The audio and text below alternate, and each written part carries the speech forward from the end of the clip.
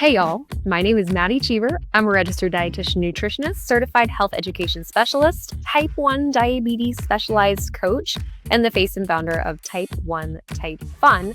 And I also live with type 1 diabetes. I share stories, resources, and tips to make diabetes management easier and a lot more relatable and fun. Today, we're joined by Sarah Hormachea, a registered dietitian and certified diabetes care and education specialist. She's worked across endocrinology, primary care, and diabetes tech, and even helps shape national nutrition guidelines. Sarah's all about science-backed ways to support blood sugar, weight, and overall health. So, there's so many awesome things to cover today. So let's start with weight management. I think weight management in type 1 diabetes is often pretty complex, and it's uniquely complex. So from a physiologic standpoint, what can make weight loss more challenging in this population of type 1 diabetes compared to the general population or even type 2 diabetes? Yeah, that's a great question. Think oftentimes individuals living with type 1 who would like to lose weight approach it from the same system and the same recommendations as everyone else, people living with type 2, prediabetes, and those without any metabolic dysfunction. And the reality is, it doesn't always work the same. There's a lot of underlying physiological factors that make weight management uniquely challenging. We know that in the setting of type 1, when beta cells are lost in the pancreas, it affects a lot of other helper hormones, right? We see some really unique changes to things like incretin bodies like GLP-1, GIP. We see changes in the way our body stores fat. We see changes in the way our body dips into cells for glucose utilization. Even shifts in our behavior, right? When we experience a low blood sugar, we have to eat, right? There's no way around it. And that is unique from other people who pursue or seek out weight loss in a very calorie deficit driven approach. So understanding sort of these unique physiological differences and working with someone, right, who understands that can be the difference between successfully losing weight and maybe feeling that it's a bit of a struggle. Yeah. Wow, absolutely. And I really appreciate you touching on this because this can feel complex and overwhelming. And I want listeners to know that we are breaking it down, making it make sense. But of course, I'm getting ahead of myself, but there's information in the show notes. If you ever have questions, we will make sure you have resources and connections to Sarah herself. And so, actually, speaking of that, I know that you have a list of recommendations for weight management in type 1 diabetes. Can we run through that list? And also for people who are listening, or excuse me, watching, and rather than just listening, we're also going to put these tips on the screen. So, Sarah, take it away. Yeah. So, first and foremost, rather than come at weight management or weight loss with a really aggressive calorie restriction, we want to look more broadly at dietary patterns, right? Really taking a food forward approach. Um, we can look at things like dietary guidelines for Americans, though I know they're changing rapidly and may not always be appropriate in the setting of diabetes. But looking more broadly, right? What is our holistic, more broader approach to nutrition? We do need to have a slight calorie deficit, but it can't be as aggressive, right? As maybe someone looking to lose 1, 2, even 3 pounds a week, which is very aggressive. And we especially can't dip really low in carbohydrates. So things like ketogenic eating patterns, while really effective in type 2, right? We've seen this through some of the programs like Virta Health.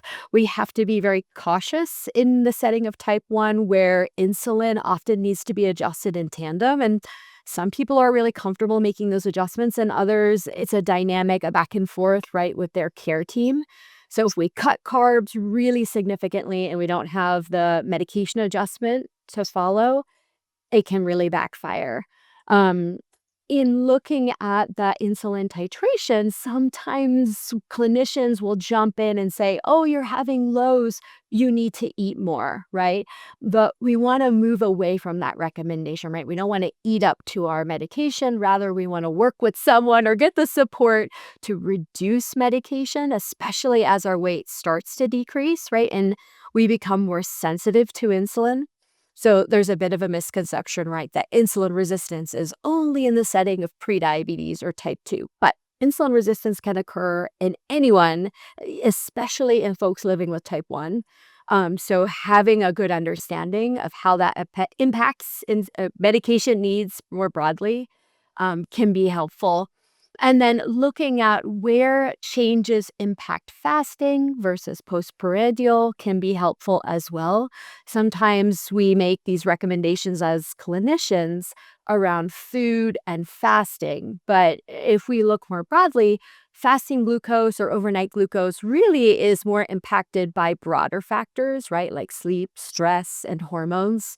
And so things like eat a bedtime snack, right? Well, if someone's trying to lose weight, eating a bedtime snack is maybe not in line or in alignment, right, with that goal. And it can be counterintuitive. So, again, looking more broadly at when we're recommending eating for glucose management versus when we shouldn't, versus when it comes more from medication management. And then finally, really looking at the cognitive or the behavioral side, right, of weight management. Living with diabetes, right? I don't have to explain this to you. It is not the most natural way to think about food, right? And it can lend itself to disordered eating or even eating disorders. So making sure as clinicians, we're keeping an eye on that. And then as people living with diabetes, if the way you think about food is really impacting your quality of life, recognize that that may be at odds with your goal or desire for healthy weight loss. Oh, man. You are incredible. This is such a privilege to get to be having this conversation. And there's something that stood out to me that I want to reiterate for anyone who is listening. As a point of safety, I've also worked at, I'm a dietitian as well. I've worked in weight loss as well. And oftentimes it's what people think of when they think dietitian weight loss, right? And so that's working in type 1 specifically.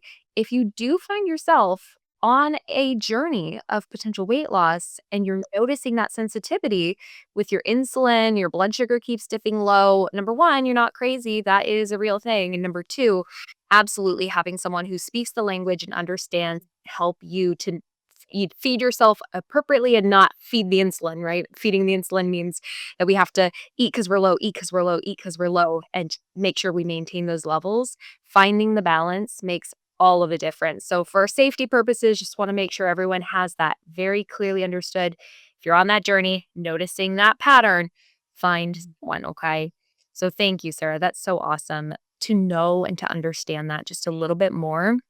And maybe to dive even further, I know that we're seeing higher rates of metabolic syndrome and insulin resistance in adults with type 1 diabetes. Do you know why this is happening and how does insulin resistance change the weight management conversation of T1D specifically? Yeah. Part of this is better screening and diagnosis in adults, right? So, historical bias would lend itself to the assumption that children develop type 1, adults develop type 2. And we've come a long way in our understanding of how type 1 presents, especially in adulthood. And we now know that well over half of new onset type 1 occurs in adults. And those adults may already be living with overweight or obesity. Right? They may already be on a weight that's higher than their preferred weight. So they could be coming into a new type 1 diagnosis already having insulin resistance, which can occur when we live in a larger body, right, at a larger weight. We also know that age-related changes over time can increase our risk. A big time for women is peri and postmenopause. So as estrogen levels decrease, we see insulin rise, resistance rise, LDL cholesterols rise, visceral adiposity go up. So certain age-related changes, right, can put us at higher risk. Um, Stress and cortisol, right, that's a very buzzy word right now, can impact our insulin resistance as well. So some of these same metabolic pathways that are happening to many adults living in the United States are also impacting people living with type 1. When it comes then to weight management, one of the biggest issues we run into is that there are not as many tools available for people living with type 1. So when we look at, for example, medication treatments, right, like metformin, it's not indicated in type 1. Or we look at GLP-1, GIP therapy. Again, anything for type 1 is used off-label. We used to have, and we still do, though not widely prescribed, an amylin replacement um, that was used. You would take it right before you eat, and it would help with delayed absorption, postprandial excursions, though not really used in weight management. It's not used very much anymore. I haven't seen it in a long time. So from a therapy and a toolbox standpoint, right, there's just not as much out there to assist and help, like there is with prediabetes or type 2.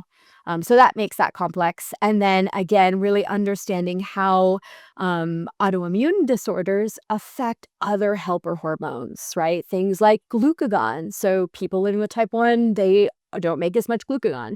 So we think, okay, you don't make as much insulin, so there's your gas. And now you don't make as much glucagon, there's your brake. So what's left to drive your metabolic car? Not as much, right? You're working with fewer tools, which just again makes the process a little more complex. Absolutely. That's a great analogy, by the way. I Mhm. appreciate you putting it into that perspective because that makes a lot of sense to me. So, okay, so another thought, another question. Historically, it seems like there's been quite a bit of clinical bias surrounding people with type 1 diabetes and more specifically what we're expected to look like.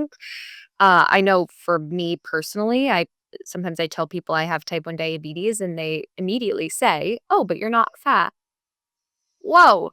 And I know that's just the general population. I know the clinical setting can be different, but do you have a perspective or an opinion on how that bias has influenced care, especially surrounding weight concerns? And maybe what are the consequences to patients or those of us with T1D? Yeah. Yeah, I think we can see it on both sides of the spectrum, right? So someone might be less likely to be screened for type 1 because they are presenting at a higher weight. So someone might come in, they have a high A1C, they don't feel well. They have all the signs of what might point to type 1, but because they're living in a larger body, we might say, oh, no, no, it's type 2, here's metformin. Come back in 6 months, we'll do another A1C. Well, if you live with if you're newly diagnosed with type 1, you might need insulin right away. So coming back in 6 months could be quite dangerous. On the flip side, if someone comes in or presents with type 1, we're not often recommending weight loss because we're not associating their weight with being a driver in their disease, right? In their chronic disease, but only because we're not thinking about how it impacts insulin resistance and other cardiometabolic risk factors, right? Like blood pressure, cholesterol, etc. So I think as we get more exposure, there's more advocacy work being done by organizations like Breakthrough T1D or Beyond Type 1. We're understanding that diabetes is more on a spectrum, right? And people are going to have clinical presentations that ebb and flow or converge or cross over, and that really thinking about all the ways that we screen, monitor, and diagnose, whether it's clinical presentation or it's autoantibodies or labs, C-peptide, right? Just getting lots and lots of different data points to help us not necessarily classify and quantify people, but just treat their needs independently. So if you're someone with type 1 and you need insulin, but you also present with insulin resistance, that we offer you all the tools and guidance available to treat what we're seeing and not how we've classified you. Okay. So, summary statement maybe is we're all unique and we deserve personalized care. Absolutely, yes, and that's from every part of your care team, from your endocrine provider to your health coach to your family too, right? And understanding, like, how nuanced diabetes is. Oh yeah, I appreciate you saying that too. I know I've worked with siblings who have type 1 or mother-daughter, father-daughters, and all those dynamics, we're family, right? So theoretically there's some similarities that might be drawn there, but nope, I find time after time everyone is different. It's something is different. One of them goes high when they're sick, one of them goes low when they're sick, whatever it may be, those things happen. So again, being treated like an individual is extremely important and maybe a point of self-advocacy. If you feel like you're being put in a box or you're not being heard or you're not being listened to, maybe that's something where you've got to ask some more questions, maybe explore some options. There are a ton of providers out there, and there are different pathways that you can take for yourself. So, for anyone who needs to hear it, some self advocacy for the day. And something that you said earlier, if you're willing to indulge me, I know you mentioned GLP, and most people I think of the GLP medications that are currently on the market. So, Mhm. and we know there's a growing interest in GLP-1, GAP medications, yet none are FDA approved for type 1 diabetes, right? Correct. Yeah. Okay. So, how should clinicians and patients think about potential off label use, emerging research, safety, at least at this point in time? Yeah. Um, it's out there. People are using it. They're going to use it whether they're advised on it or not. So I think being open and having good, honest conversations with people, no matter where you sit, kind of in this like provider, person, insurer, healthcare system dynamic, right? Recognizing that people want access to tools and they're not going to wait. And we saw this even with automated insulin delivery systems, right? The we're not waiting movement, where people were out there programming their own DIY loop because they said, "We're not gonna wait, right? We want this now." And we have practice-based evidence. We don't need to wait for the evidence-based practice to roll out. Um, some of my go-tos for research or just recommendations on this is, a gal named Ginger Vieira, and she's maybe been on your podcast before, but she's a wonderful advocate for incretin therapy use in type 1. In clinics that I've worked in, we've had some really creative care providers who have said, like, "Hey, you're presenting with obesity and insulin resistance. You would do well from incretin therapy. You also live with type 1. So we're going to put both things on your problem list, and we're going to send Ozempic to your pharmacy under type 2, and we're going to send insulin to your pharmacy under type 1, and insurance can just deal with it." So things like that can be done, or patients and people can go and pay out of pocket. It's not ideal, but that is an option. So we're just really being open to like, what problem are we trying to solve? What are some avenues we can pursue to get there? Really bringing people onto your team, doing your research. If you're a person interested in trying this therapy, looking up really well-known voices in the community. Ginger Briera is one. Gary Shiner is another, who advocate and talk about incretin use in the setting of type 1. But be cautious and be careful and really just make sure you're getting these recommendations and the drugs itself from reputable sources, because I do have concerns about different online avenues of getting these drugs. Yeah, absolutely. And then I think another point of self advocacy, be mindful, be watchful. If this is a path that you go down, watch what's your blood sugar doing? How are you feeling? Make sure that you're paying Mm. attention. And if you're noticing things, bringing them up to whoever your provider is, talking about them. That's how we figure out whatever's going on. We can't help unless we know, right? So I appreciate you giving us a little bit of context on the world of GLP. And if you're willing to go even further, I'd love to talk a little bit about GLP-1 microdosing. Would you be okay with that? Yeah, yeah. Okay. So, basic questions maybe is like, how and why is it being used in type 1? How do we determine patients or individuals who might be good or appropriate candidates for microdosing? What safety monitoring do you recommend? Anything I'm missing, you take it away. Yeah. So with my dietitian cap on, right, I speak more broadly, generally, right, what we might see that's happening out in the community.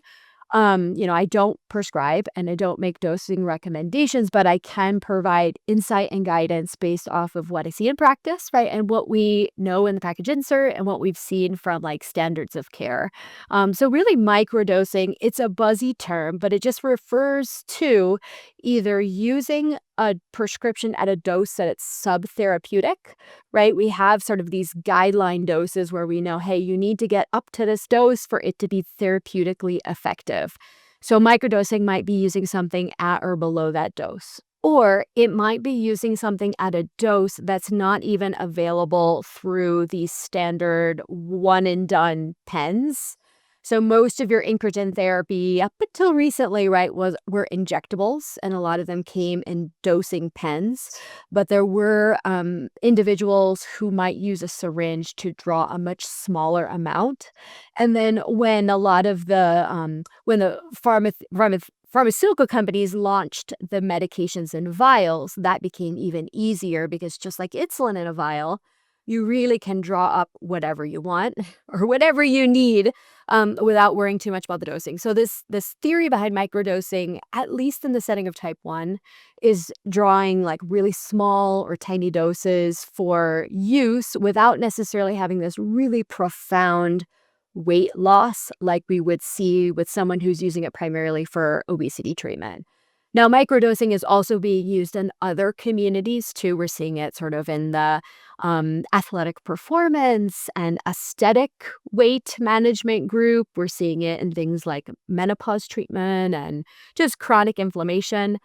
I can't speak as well to those, but at least in the type 1 community, using smaller therapeutic doses, there may be, right, some benefit to weight management, to insulin sensitivity, to reducing your insulin needs, right? We know that the more insulin you have to dose, the more of a gamble it is that it's the right amount, that it might be too much, or it might cause a low down the road if you're really active after a meal. So anytime we can reduce our insulin needs is generally safer. And we're seeing some very real world practical use of incretin therapy at very small doses just to help with dosing insulin, which thereby helps with weight and weight management.